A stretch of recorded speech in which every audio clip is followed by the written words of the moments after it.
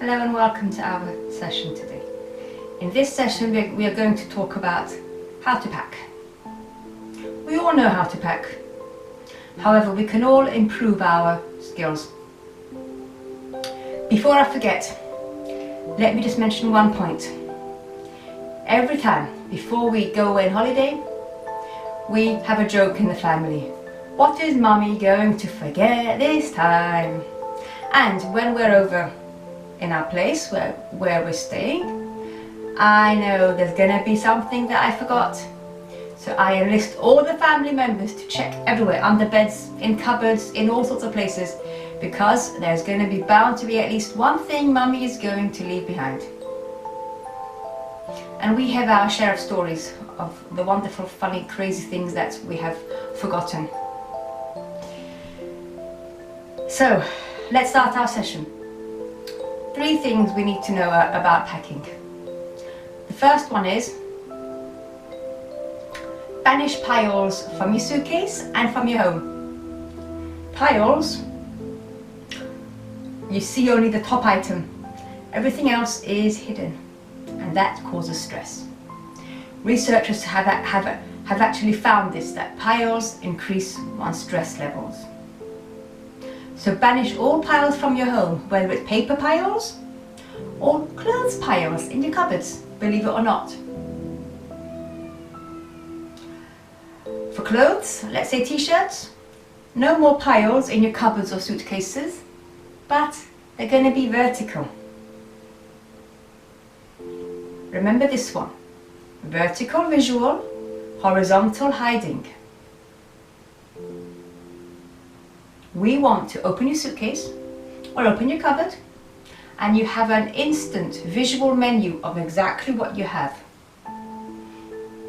Because anything that's hidden, out of sight, out of mind.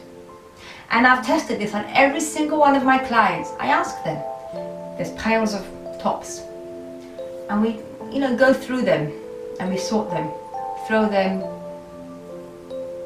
organize them, and most of my clients tell me the tops on, or the t-shirts that are on the top 3 to 4 rows, those are the ones that they wear. The ones underneath don't get worn. However, if you have things vertically stored, which you'll see soon how to do that, it's much easier to choose to wear everything that you have. So, back to our suitcase.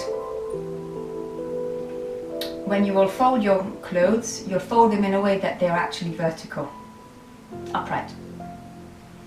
The next idea, second idea, is roll. We're not aiming for perfectionistic folding.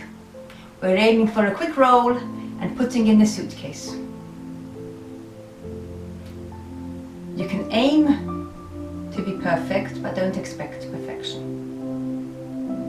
The third idea, which is the most important idea for us to bear in mind, is in your suitcase, centralize like with like.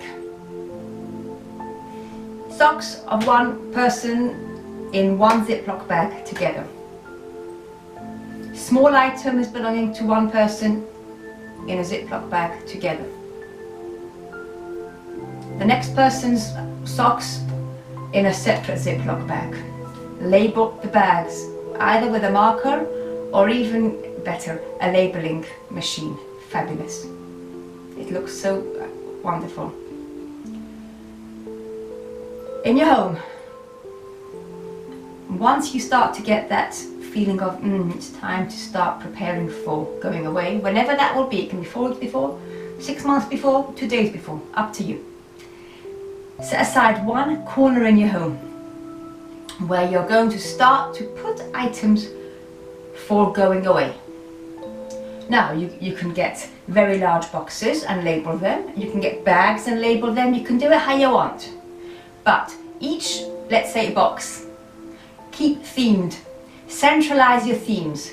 One box can be beach toys. One can be camping. One can be something else, according to your needs. Start to get the cogs turning in your brain of what you need. And when you buy something, Don't just leave it random in the house.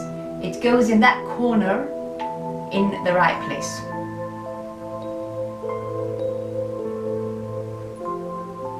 When do we start to pack in earnest our suitcases? It's up to you. However, most people, it works about 2 to 4 days before we go away, depending on how much there is to do. What do I mean by this? I mean, if you're using suitcases for going on a plane, okay, so you use those. If you're using duffel bags or these large zipped laundry bags, fine. But keep each bag or case themed. If you have a few themes for one bag or case, no problem.